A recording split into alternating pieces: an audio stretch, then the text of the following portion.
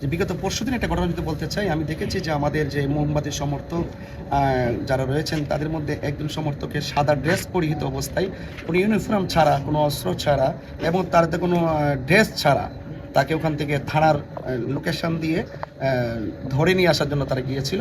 তো এলাকাবাসী তার কাছে অনেক কিছু জিজ্ঞেস করার পরে সে যথাযথ জবাব দিতে পারে নাই। পরে আমি ওসি মহোদয়কে বিষয়টা জানিয়েছিলাম যে আজকে আপনার এই অপারেশন কোথায় ছিল। তিনি আমাকে বলেছিলেন যে রানীগড় দিকে অপারেশন ছিল, বাট যেখানে সমস্যাটা হয়েছে সেখানে কোনো অপারেশন ছিল না। তাহলে ওরা কারা যে সাদা ড্রেস পরে আমাদের সমর্থকদেরকে তুলে আনার জন্য হুমকি দেওয়া, মামলা করা, এই যে করা হচ্ছে? আমি মনে করছি প্রশাসনের চোখকে ফাঁকি দিয়ে এক শ্রেণীর লোক এখানে হয়তো বা কোনো না কোনোভাবে বিভিন্ন ডিস্টার্ব করছে। এগুলো কিন্তু খেয়াল করা, আমি একটু ফিল করছি যে মনে হচ্ছে ডিস্টার্ব হচ্ছে। আপনাকে স্বাগত জানাচ্ছি আমাদের এই অনুষ্ঠানে।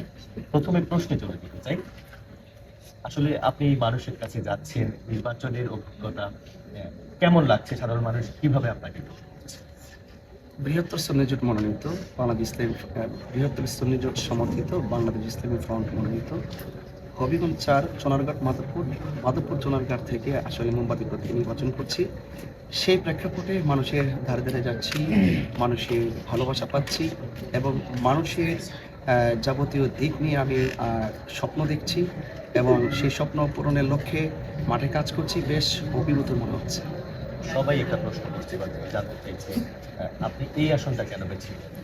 দেখুন, এটা হলো চুনারঘাট মাধবপুর চুনারঘাটের মানুষের যে ভালোবাসা এবং আমাদের বৃহত্তর সুন্নি জোট মনে করেছেন সেখান থেকে দেওয়ার জন্য আসলে একটি জোটের সিদ্ধান্তে আমি এখানে এসেছি। আর আমি বাংলাদেশ ইসলামী ফ্রন্ট থেকে নির্বাচন করছি। আর আপনি জানেন যে বাংলাদেশ ইসলামী ফ্রন্ট বিগত 1996 সাল থেকে কিন্তু এই আসন থেকে নির্বাচন করে আসছে।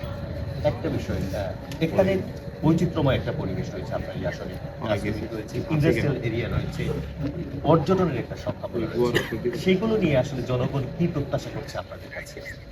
জনগণের প্রত্যাশা এবং আমারও প্রত্যাশা শিল্পায়নের পাশাপাশি জাতীয় উদ্যান, বিশেষ পর্যটন, বিশেষ করে রেমা কালিঙ্গের মতো একটি প্রাকৃতিক যে অপরূপ সৌন্দর্যের জায়গা, সেই জায়গাটাকে আমরা অত্যন্ত যদি কাজে লাগাই, আমরা কিন্তু অত্যন্ত সেখান থেকে আমরা ভালো কিছু প্রেজেন্টেশন করতে পারি এবং আমাদের চা শ্রমিকদের জন্য এবং চোরাঘাট মাধবপুরবাসীর জন্য যথেষ্ট কল্যাণ বয়ে আসবে।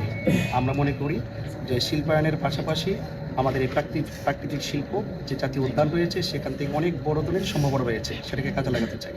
চা শ্রমিক জনগোষ্ঠীর কাছে আপনি ছুটে গিয়েছেন, তারা আপনাকে কি বলছে, কি চাইছেন তারা? না, আমি দেখেছি সেখানে প্রান্তিক জনগোষ্ঠী, বিশেষ করে চা শ্রমিক যারা রয়েছেন তাদের সাথে আমি মনে করছি যে যথেষ্ট অর্থনৈতিক বৈষম্য করা হচ্ছে। তাদের যোগাযোগের বিচ্ছিন্নতা রয়েছে এবং তাদের যে চাহিদা, সেই চাহিদার ভিত্তিতে কিছুই তারা পাচ্ছে না। তা আমি মনে করি সেই বৈষম্য দূর করতে হবে। চা শ্রমিকেরও মানুষ, সনাতন ধর্মী যারা এখানে চা বাগানে অবস্থান করছে তারাও এই দেশের মানুষ। আমি মনে করি সবাই যদি সুষম বন্টনীতির আলোকে যদি তার পারিশ্রমিক পেতে পারে, তাহলে এত নিরলস পরিশ্রম করার পরে চা শ্রমিকরা এবং সেই এই বিশাল একটি জনগোষ্ঠী যারা চা বাগানে অবস্থান করছে তারা কেন পাবে না? তারা কেন বৈষম্যের শিকার হবে? এবং তাদের যে যোগাযোগ ব্যবস্থা, আমি তো মোটা দাগে বলি, তাদের যোগাযোগ ব্যবস্থাও খুব কঠিন এবং তাদের অর্থনৈতিক অবস্থা খুবই কঠিন। এবং আজকে একটা বাস্তব অভিজ্ঞতার কথা যদি বলি, আমি রেমা চা বাগানে গিয়েছিলাম। ওখানে যাওয়ার পরে একজন চা শ্রমিকদের একজন দায়িত্বশীল ব্যক্তি আমাকে বলছিলেন যে এই রাস্তার জন্যে একজন মহিলা ডেলিভারিতে সে ওই রাস্তার যে দূরত্ব এবং বেহাল অবস্থা হওয়ার কারণে সেখানে ওই মহিলাটা মারা যায়। এটা অত্যন্ত দুঃখজনক এবং আমি মনে করি এই রাস্তার যে উন্নয়ন রয়েছে সেইগুলো করতে হবে এবং তাদের যে ন্যায্য পাওনা আছে, চা শ্রমিকদের যে ন্যায্য পাওনা আছে সেই পাওনাগুলো আরও যথেষ্ট বৃদ্ধি করতে হবে। এগুলো হয় না, অনেক ধরনের কষ্ট আছে যেগুলো তাদের সাথে না মিশলে আমি হয়তো বুঝতাম না। একটা বিষয় জানতে চাচ্ছি, এখন পর্যন্ত নির্বাচনী পরিবেশ কেমন আছে একটু সংক্ষেপে বলবেন, সার্বিক পরিস্থিতি? নির্বাচনের পরিস্থিতি যা জায়গা থেকে প্রচার প্রসার করছে, আমি যদি ব্যক্তিগতভাবে বলতে চাই, অবশ্যই বলতে চাই যে বিগত পরশুদিন একটা ঘটনা যদি বলতে চাই, আমি দেখেছি যে আমাদের যে মোমবাতি সমর্থক যারা রয়েছেন তাদের মধ্যে একজন সমর্থকের সাদা ড্রেস পরিহিত অবস্থায়, কোনো ইউনিফর্ম ছাড়া, কোনো অস্ত্র ছাড়া এবং তার কোনো ড্রেস ছাড়া তাকে ওখান থেকে থানার লোকেশন দিয়ে ধরে নিয়ে আসার জন্য তারা গিয়েছিল। তো এলাকাবাসী তার কাছে অনেক কিছু জিজ্ঞেস করার পরে সে যথাযথ জবাব দিতে পারে নাই। পরে আমি ওসি মহোদয়কে বিষয়টা জানিয়েছিলাম যে আজকে আপনার এই অপারেশন কোথায় ছিল। তিনি আমাকে বলেছিলেন যে রানীগড় দিকে অপারেশন ছিল, বাট যেখানে সমস্যাটা হয়েছে সেখানে কোনো অপারেশন ছিল না, তাহলে ওরা কারা যে সাদা ড্রেস পরে আমাদের সমর্থনকে দিকে তুলে আনার জন্য হুমকি দেওয়া, মামলা করা, এই যে করা হচ্ছে? আমি মনে করছি প্রশাসনের চোখকে ফাঁকি দিয়ে এক শ্রেণীর লোক এখানে হয়তো বা কোনো না কোনোভাবে বিভিন্ন ডিস্টার্ব করছে। এগুলো কিন্তু খেয়াল করা, আমি একটু ফিল করছি যে মনে হচ্ছে ডিস্টার্ব হচ্ছে। আপনাকে অনেক ধন্যবাদ আমাদের সাথে যুক্ত হওয়ার জন্য। দর্শক, সিএসআরএম ডিবিসি ইলেকশন এক্সপ্রেস আজ ছিল হবিগঞ্জ 3 এবং 4 আসনে।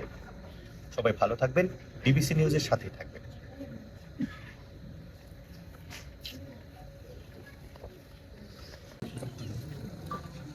দেখেন, জনগণের যে আকাঙ্ক্ষা নির্বাচনকে কেন্দ্র করে, যদি লেভেল প্লেইং ফিল্ড যদি নিশ্চিত না থাকে, তাহলে অবশ্যই নির্বাচন কমিশন যে নির্বাচনের জন্য যে রুটম্যাপ তার প্রস্তুত করেছেন, নিঃসন্দেহে সেই রুটম্যাপ ব্যাহত হবে।